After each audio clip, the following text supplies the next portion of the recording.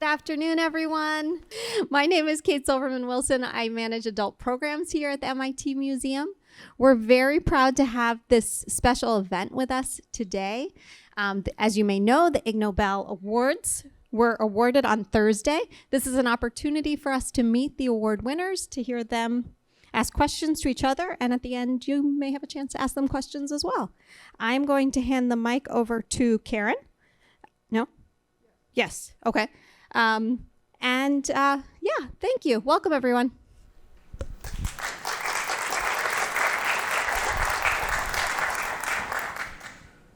Well, hi. I'm Karen Hopkin, and I was going to hand the mic to Mark to do some general introductory. I'm not going to hand the mic to Mark. Okay, so we have three of the prize-winning teams represented here today. And first, we have the Anatomy Prize, which was awarded for studying whether the hair on the heads of most people in the Northern Hemisphere swirls in the same direction, clockwise or counterclockwise, as the hair on the heads of most people in the Southern Hemisphere. And representing the team today, we have Roman Kansari. You can applaud. Okay, so the second prize that we're going to talk about today is the Probability Prize.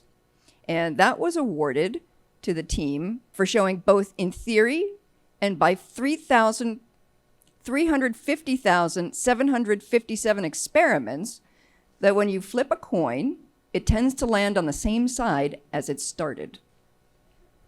And here today we have two representatives right now.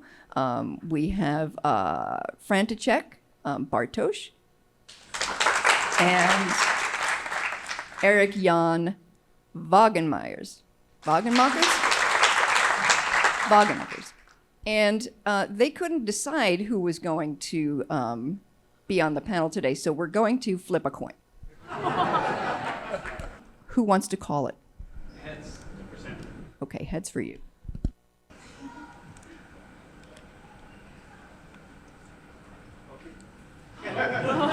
Did you know it was going to be heads? So it's EJ. I'm sorry, you want to eat the coin? There you go. Oh, I should have tossed it better. And the third prize we have is for chemistry, and that is for using chromatography to separate drunk and sober worms. And representing the sober worm side, we have Zander Woutersen with his worm Tubi. And in the front row, we have the drunken worm Tipsy with his handler Daniel Bond. So we'll probably be seeing or hearing from Tipsy, I predict, during this session. So I think we'll just start it off by trying to get, so the idea will be that we're going to get each of the winners to ask questions of the other winners. And why don't we start with Roman? And why don't you ask EJ a question about the probability study? Oh, I'm sorry, I forgot the 1 minute. Thank you so much to all the worms, drunk and sober. So, okay, so we're going to start with Roman. And so give us a 1 minute summary of your work. So thank you. So everyone has a specific hair implantation on the head, and this hair implantation is characterized by a whorl that's generally located around the vertex, and this whorl rotates either in a clockwise or in a counterclockwise direction. We don't really know the mechanisms that determine even the formation of this whorl, and we even know even less the mechanisms that determine the rotation direction. So we tried to investigate this point because it's related to lots of concerns in medical genetics. For instance, my colleague Dr. Willems, who is here today, is a medical geneticist, and she sees lots of kids who have abnormal hair implantation, and geneticists always look at whorls. So the study had two aspects. We checked if whorls had specific rotation directions in twins, and we showed that in fact in twins there is more worlds tend to rotate more in the same direction, and which is in fact clockwise. And we also compared the rotation direction of worlds in the northern and southern hemisphere, and we showed that in fact worlds tend to rotate clockwise nearly everywhere in the world, but in the southern hemisphere there are more counterclockwise worlds. So that's in our study. Excellent. In 2 words. Thank you. So you've now been introduced to the timing mechanism that we have for today's event. Thank you, bananas. Okay, and let's go to EJ to talk about probability. Thank you. So the toss of a fair coin has generally been seen as the epitome of a chance event. But there's much more to coin tossing than meets the eye. So our research started with the work of Diaconis, Holmes, and Montgomery. And by a theoretical analysis, they argued that when people flip coins, they tend to land on the same side that they start. So it lies on your thumb, you flip it, you catch it with the other hand, but I'm holding my microphone now. You catch it, and then heads tends to result in another heads, tails in another tails. But they predicted that the effect would be very small. So instead of 50%, they said about 51%. So we tossed over 350 times, and we found that the proportion of same side outcomes was 50.8%. And that made everybody really happy.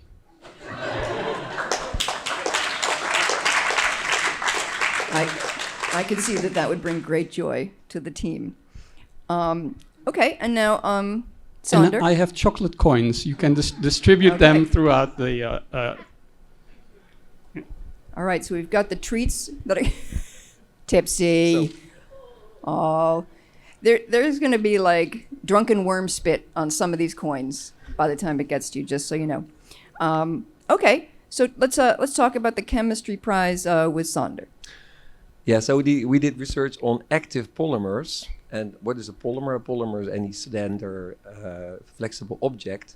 What does active mean? It means it can exert a force of its own. There's currently a lot of interest from theoretical physics in the collective behavior of such particles, if you like. But it's very difficult to study them experimentally. So we found a model system, namely small worms, that you could buy in the toy shop or in the pet shop. So that's what we did. Friday afternoon, I went to the pet shop, bought a bunch of worms, and then we had to compare what the activity does to the physical behavior. So we had to make half of the worms inactive. And our first idea was to just kill them. But somehow I felt sorry, so we couldn't do that. So I looked up how do you anesthetize an invertebrate. And there was actually a paper where they showed that you can give beer to snails and then they become completely anesthetized. So we tried the same with the worms and it worked like a charm. So they are completely lame. After 20 minutes, they're completely recovered. They have no hangover whatsoever. And so we could compare active and inactive worms, and that's what we did.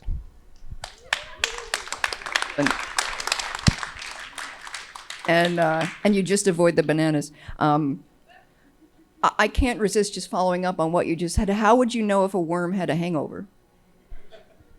We never asked them. Okay, they never told us, but maybe they could have, yeah.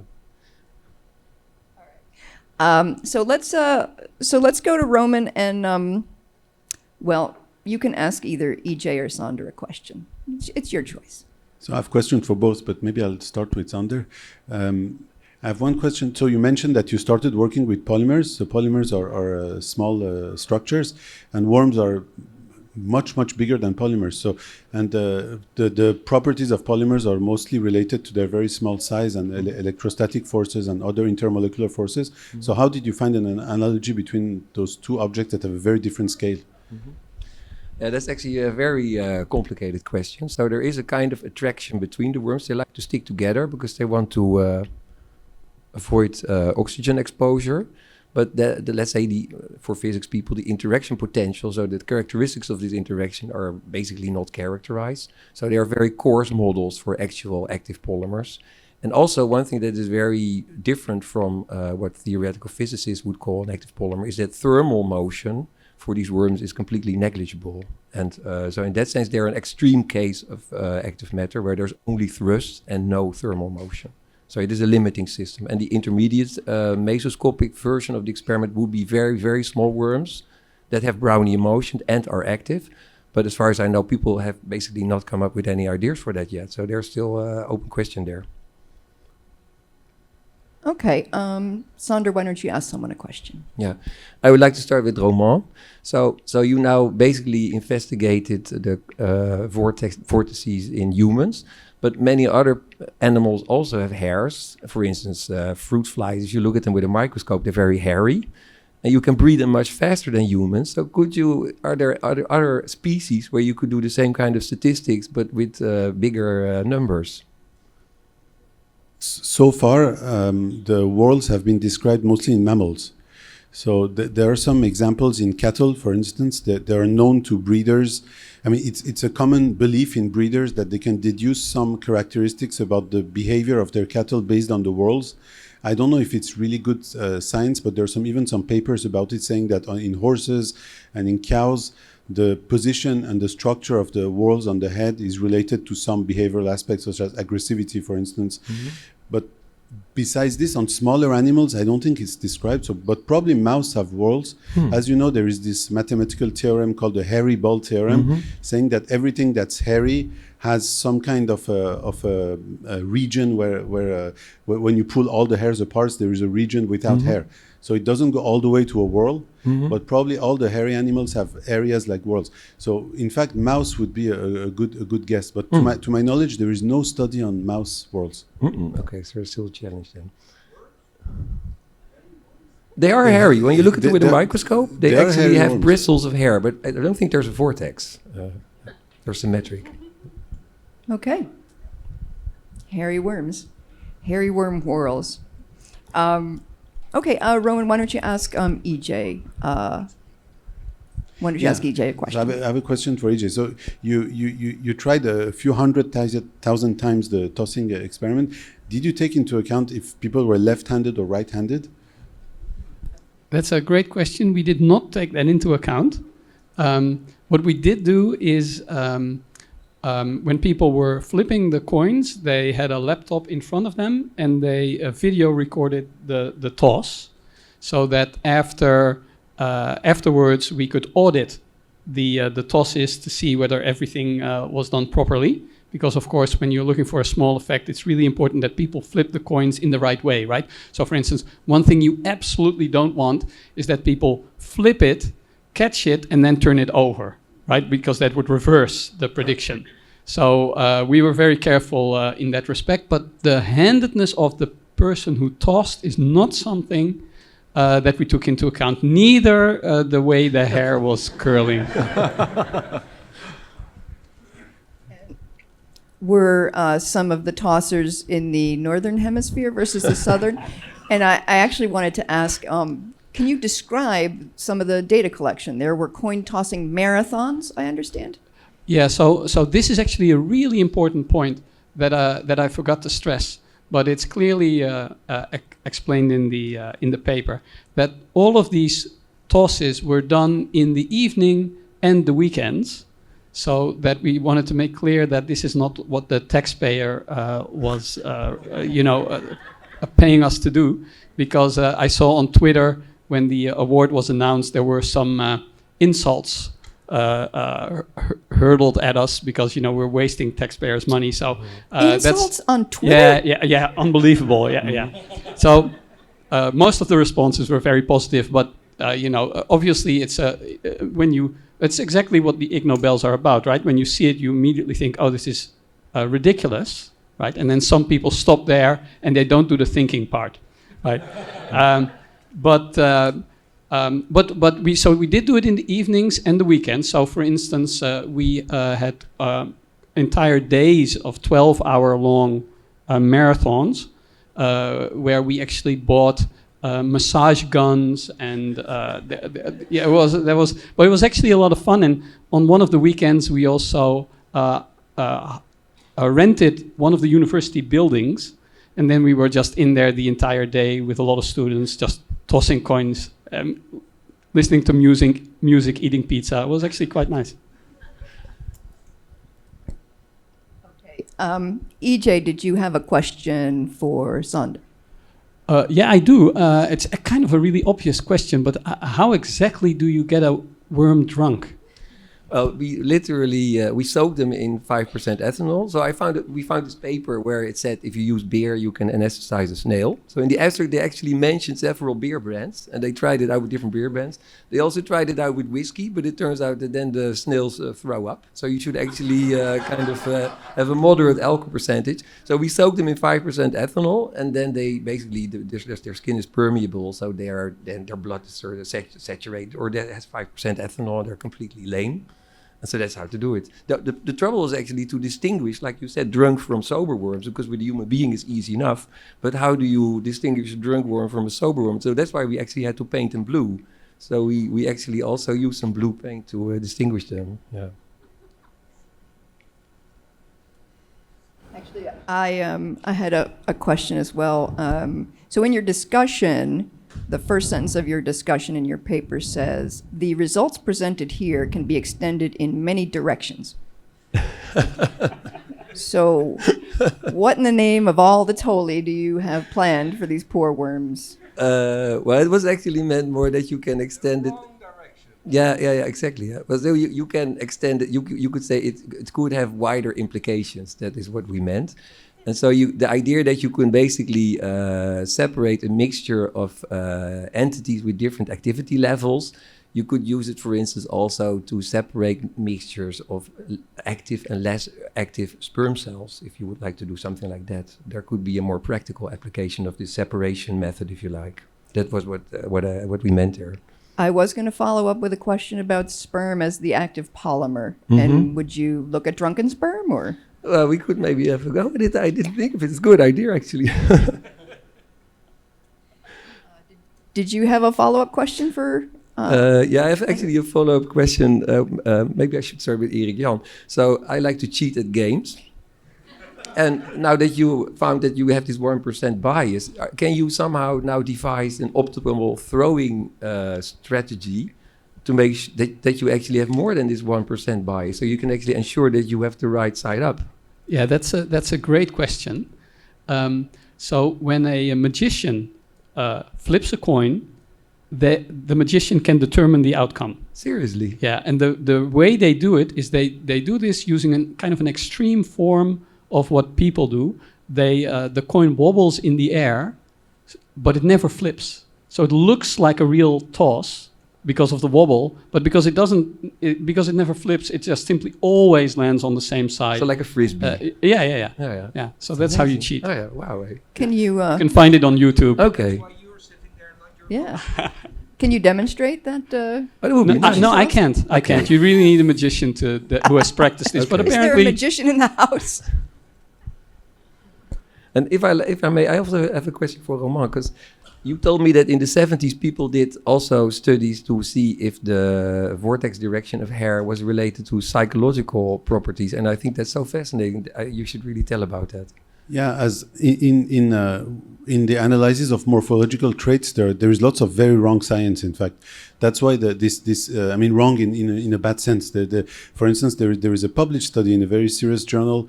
The guy tried to investigate if straight people and gay people had different direction of rotation of worlds, and his protocol was quite interesting in its wrongness.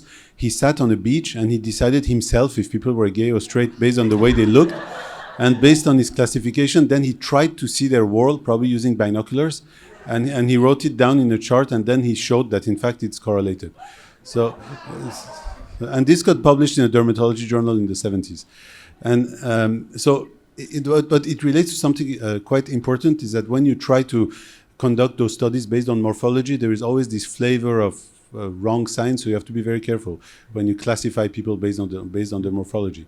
And so this was very wrong, but what we tried to do in our study is to see if it was correlated with geographical factors, to see if there was a external environmental factor that could influence world rotation. And our part on twins was motivated by our desire to find a potential genetic factor. So we tried to show that there was both a genetic and an environmental factor involved in the rotation direction, but we don't know which factor at all. We have no idea. So to be fair, that's the way science was done in the 70s, right? You know, it's not unusual. I actually wanted to ask, and not to get like totally serious, but how do you envision the environment would be able to sort of impact this developmental process? In the early developmental events involve cell movement, so it's probably something that interferes with morphogenetic cell movements. The obvious hypothesis, I mean, the first hypothesis that comes to the mind is the Coriolis force, but I really don't think it's involved because the Coriolis force has effect on large amounts of water, for instance. It doesn't even work on sinks, as what most people believe. It's not true. So it's probably not that, but we don't know. Maybe a magnetic factor. But we have no hypothesis beyond this guess on magnetic factors. I was sort of picturing pregnant women in the bathtub, letting it drain out and... No. This is a legend. This bathtub thing is a legend. But wasn't it that it has to be a giant bathtub? So there are some good papers from the 70s showing that if you have big amounts of water, then there is an influence. If you empty your swimming pool, for instance, in Ontario versus Melbourne, there can be a difference in very stable external conditions. There can be a difference in the formation of the vortex, but it doesn't work with small volumes. So pregnant woman in a swimming pool being emptied. That would then be a feasible That would scenario. be a complex prospective study, but we could. I'd like to see the call for participants for that for study. If you offered a trip to Australia, maybe. People might get pregnant to actually do it, to be able to claim the... So do y'all have any other questions for each other, and then we can open it up to the audience? Yeah, I have one last question for Zander. So how did you motivate the worms to swim in a single direction? Did you offer them a gradient of food or something sorry, similar? that's actually misunderstanding. They weren't swimming, they were rafting. So there was a flow of water from one side to the other in the array of pillars, and the worms were just kind of going with the flow, or not so much when they were active. So it was really a rafting race rather than a swimming race. It's a very important point, yeah. Surfing worms. Yeah, that's more like it, yep. Okay. Does anyone in our audience have a question for one of these folks?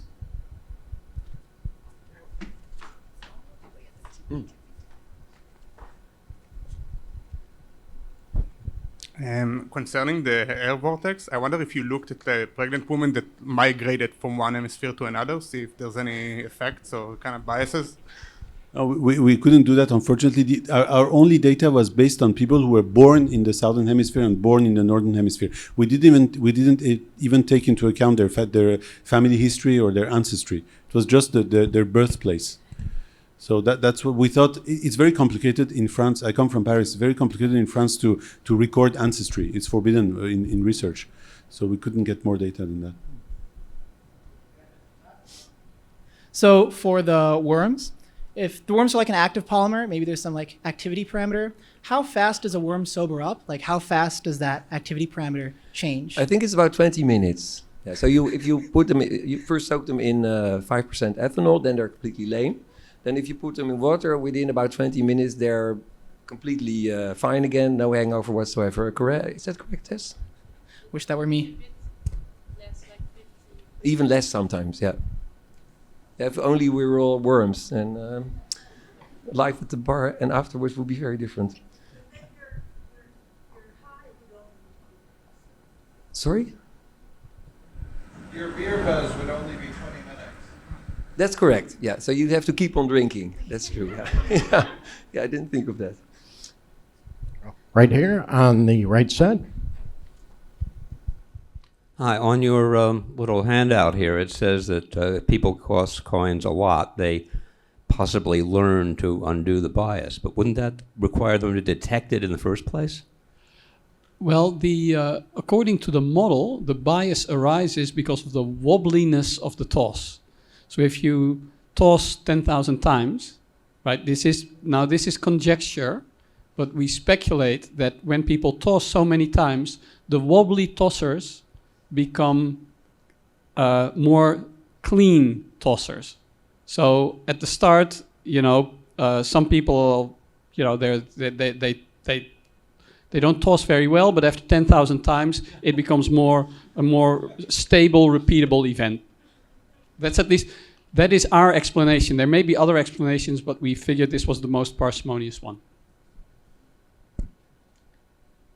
Okay, up here on the middle row. Yeah, for the coins, do you think there's a psychology tie into how you can get a person to toss coins 10,000 times in a row?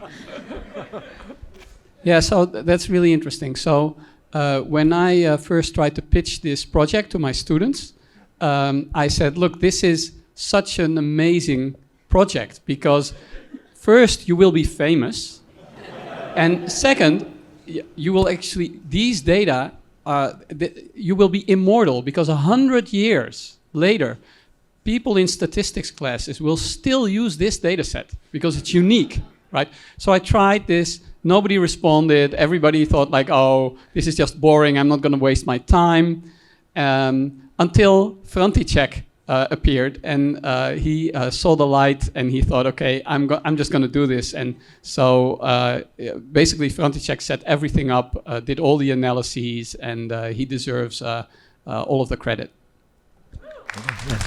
And a question way up here at the top.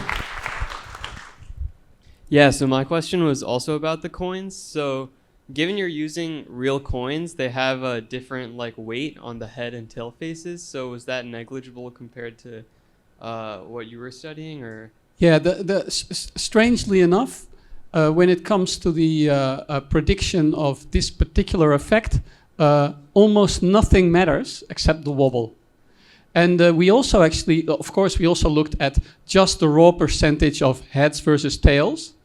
And in our data set, that sample proportion was 0.5000 something. So yeah, coins are generally very fair if you just look at the percentage of heads and tails without looking at the starting position. Okay, coming. Coins one more time. Did you always make them start with either the heads up or the tails up so that it was consistent to start? So if it landed heads... No, yeah, starting. When they put it on their hand to flip yeah. it, did so they have to have the head up or the tail up? Yeah. So if it landed heads, they would start heads. If it landed tails, they would start tails. That was the most economical way of setting things up. All right, way down in front. Again, for you. It's the most exciting topic, Yeah. that's quite clear. I'm sorry. Can you say the number again, how much experiments were done? 350,775, 57. Okay, so can you explain why this number? yeah. Because can the 50.8%, can it change if you would have another? Well, the thing is, after so many tosses, you can actually determine the proportion relatively precisely. Now, there are some really interesting additional factors that I didn't tell you about. So, for instance, people differ in the extent of this bias, right? So if we had taken one person, and that one person would have tossed 350,000 times, we may have observed almost no bias, or a very large one, right? So there's a variability between people. And why we stopped when we stopped, I think this was mostly saying okay, I personally at some point wanted to go for 500,000, but then a few collaborations didn't pan out. And then I thought, okay, maybe 350,000 exactly is really nice. And then we had a few hundred more, but in the end, it's actually really good, because if you now Google this specific number, you always end up at our paper.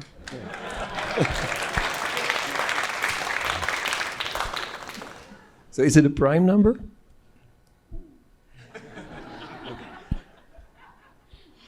Just to a question on the hair whorls. Did you give any thought to having a control group of people born on the equator? Yeah, that's part of the. I mean, we hope that this prize will lead to more funding for this study. And so more than this, we need to study the whole gradient from the equator to the north and to the south. So we need lots of experimental sites, and we will choose them according to their touristic attraction, of course. Okay, we have time for one more question. Who's the lucky person? Oh, way over here. Oh, a banana question. Yay. Hair rolls. Did you know that some people have 2 hair rolls? In fact, yes, 2, and they can even more. And this is related, in fact, to some genetic disorders that have issues in hair implantation. Even though most of people who have 2 hair rolls are perfectly normal, there are some disorders that are related to wrong hair implantation. So yeah, in fact, it's quite variable. Who do you think is more stylish? Left rolls or right rolls? I'm very counterclockwise, but Okay. I wanted to ask a quick question of the group, and you might not have any answer to this, but can you picture any way that you all could collaborate on a study? I could, in fact, because all this questioning about morphogenetic processes is based on the basic of it is cell movements and cell behavior. So it's based a lot on probability laws, and also based a lot on interactions between single cells. And cells can be modeled using the laws of physics, the movements of cells. So I guess one of the ways to answer the question of the origin of the worlds would be using probability and physics. So I see lots of potential interactions. Yeah, and actually, when you were discussing your data, I was immediately in the back of my head, I was going like, I need to read this paper and do some Bayesian analyses on the difference between these proportions. So I might actually go and do that. Okay, that's very nerdy. And yeah, I'm still trying to think of a way of tossing a worm in the air and seeing if it lands on its face or not. Well, I think with the worm toss, we can conclude that we've covered a lot of ground today, and I think we'll wrap it up. And then, if folks have any other questions, you can come up and ask everyone individually. But I would like to thank all of our speakers for their time and their work. Thank you.